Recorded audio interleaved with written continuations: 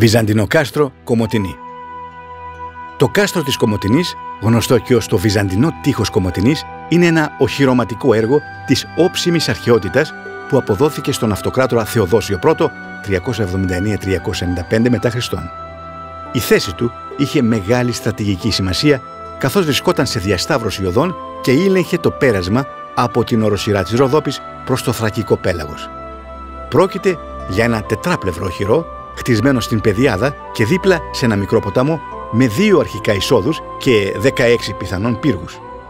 Το αρχικό ύψος του είναι άγνωστο, πιθανόν όμως έφτανε ή και ξεπερνούσε τα 10 μέτρα.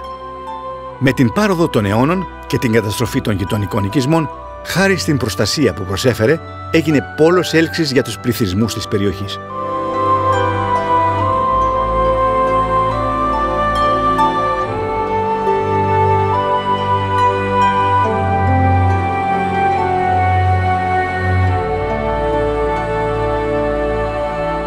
Τον 14ο αιώνα το κάστρο ταυτίζεται με τη μικρή πόλη Κουμουτζινά που τότε αναφέρεται για πρώτη φορά στις πηγές.